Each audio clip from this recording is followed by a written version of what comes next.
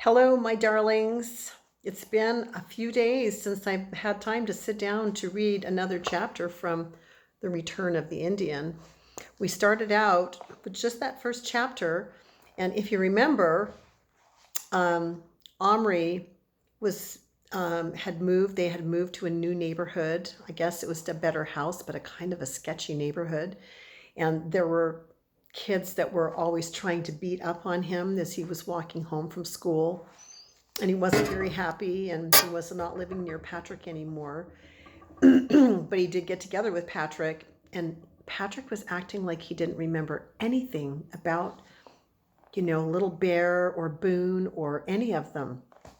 And that just really puzzled Omri and kind of made him feel sad that Patrick didn't seem to remember that it had even happened. So that chapter was called A Defeat. But chapter 2 is called A Victory. So should we go ahead and read chapter 2 of The Return of the Indian? Omri entered the house by the side door, which opened into the kitchen.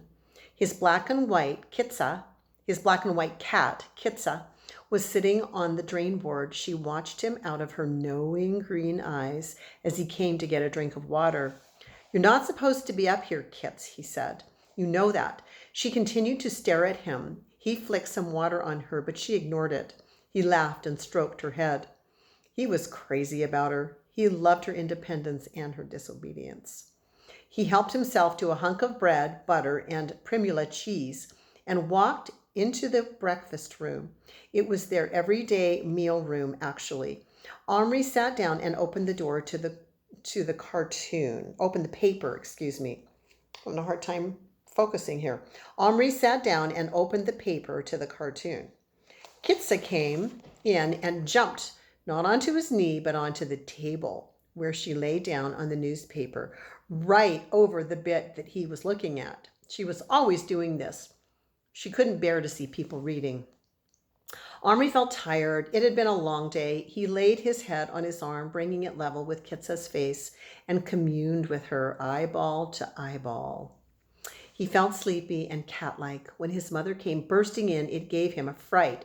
"Oh, Mom, I wish you wouldn't bash about like that." "Omri!" He looked at her. She had a strange look on her face. Her eyes and mouth were wide open, and she was staring at him as if she had never seen him before. He sat up straight, his heart beating. "What's up?" "A letter came for you," she said in an odd voice to match her goggle-eyed expression. "A letter? For me? Who from?" I'm afraid I opened it." She came over to him and gave him a long envelope, torn open at the top. It had printing on it as well as his name and address in typing. Omri stared at it. It said, "Telecom, your communication service." He felt numb inside. It couldn't be. It couldn't be. He didn't touch the letter, which lay on the table beside Kitsa. For once, his mother didn't even seem to notice that. Kitsa was there. Normally, she chased her off. "Why did you open it?" Omri asked at last in a croaky voice. "Darling, because I didn't look at the name. You boys don't get many letters." She gave a short, rather hysterical laugh. Omri quite saw how it could happen. He wished he could have been the first to know. "Well, go on, read it." He picked up the envelope and took out the letter. "Dear Omri, we are delighted to inform you that your story, The Plastic Indian, has won first prize for your age group in our Telecom Creative Writing Competition. We think it is a superb story showing extraordinary powers of imagination and invention. Our judges consider it worthy of publication. Your prize, £300. Now, pounds again, guys, would be that would be how they measure money in England or in Scotland. They have pounds. And it would be a little bit more than $1. £1 would be more than $1. Your prize, £300, will be presented to you at a party we are giving for all prize winners on November 25th in the Savoy Hotel. A special invitation card will be sent to you. May we congratulate you on your success. Yours sincerely, squiggle squiggle, somebody's bad signature, competition director for telecom. Omri kept his eyes on this letter long after he had finished reading it. Inside, he was jumping up from his chair, running around and around the room, hugging his mother, shouting with triumph.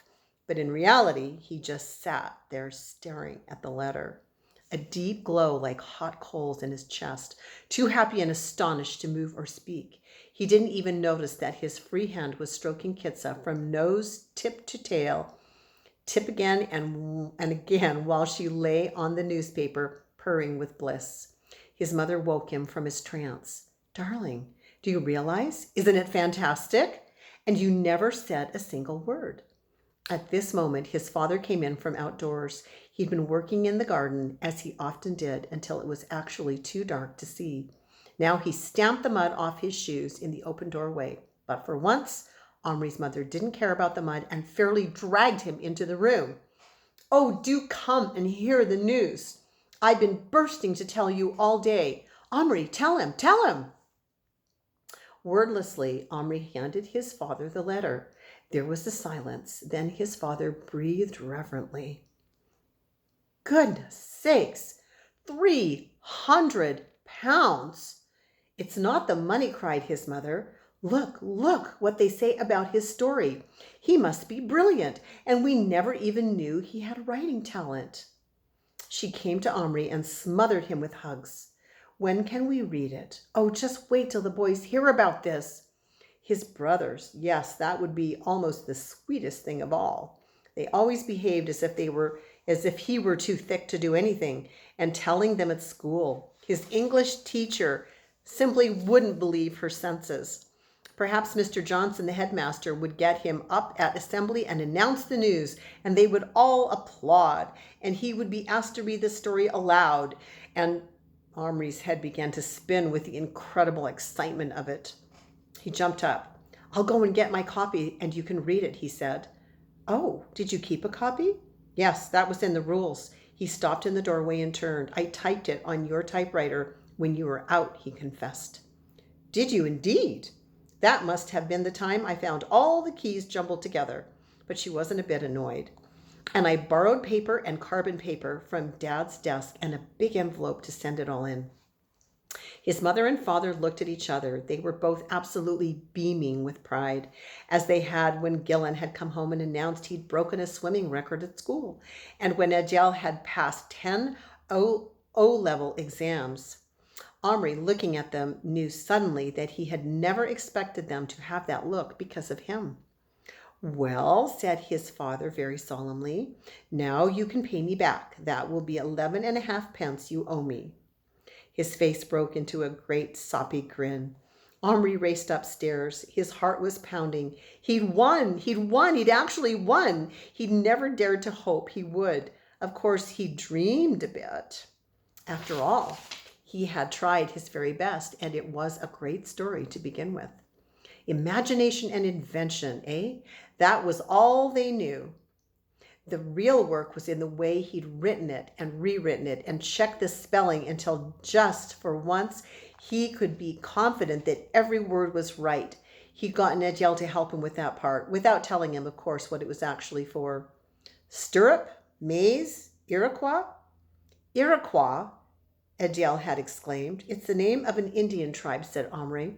Fancy not knowing that. Omri had now read so many books about American Indians that he'd forgotten that not everyone was as knowledgeable on the subject as himself. Well, I haven't a clue how to spell it. I-R-O-K-W. No, it's not. It's like French. Never mind. I know that one. I just wanted to see if you did. Whiskey? Adele spelt it and then asked, what on earth is this you're writing? What a weird bunch of words. It's a story. I've got to get it out as good as I can. But what's it about? Let me see it, said Adele, making a grab at the notebook. Omri dodged. Leave off. I'll show you when it's finished. Now, bandage. Adiel spelt this. Actually, Omri had it right. And then Omri hesitated before saying, cupboard?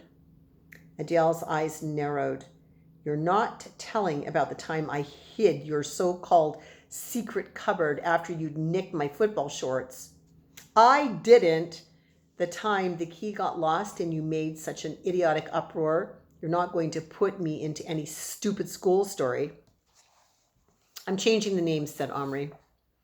You'd better. Any more words? Omri read on silently to the next longish word. Magnanimous. Wow, said Adiel with heavy sarcasm. Bet you don't even know what it means. Yes, I do. Generous. Where did you get it from? The Iroquois were a tribe ferocious in war, stalwart in alliance, magnanimous in victory, quoted Omri.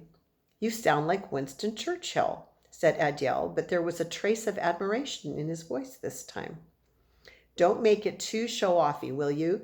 You'll only lose marks if your teacher thinks you've copied it. I haven't written that, you jerk, said Omri. I'm just remembering what I've read in a book. He was beginning to relish long words, though. Later, he went through his story yet again to make sure he hadn't used too many. His teacher was forever saying, keep it simple, stick to what you know. Little would anyone guess how closely he had stuck to the truth this time. And now, imagination and invention. He paused on the stairs. Had he cheated? It was supposed to be a made-up story. It said so in the rules. Or had it? Creative writing meant that, didn't it? You couldn't create something that had really happened. All you could do was find the best way of writing it down. Of course, he had had to make up bits of it, vivid as his memories of Little Bear and Boone were. He couldn't remember every word they ever spoke. Omri frowned. He didn't feel entirely easy in his mind. But on the other hand, nobody had helped him. The way he'd written the story was all his own. Maybe it was okay. There wasn't much he could do about it now. Anyhow, he continued more slowly up the stairs to his own room at the very top of the house. And that's the end of chapter 2. Next time we'll read chapter 3, The Way It Began.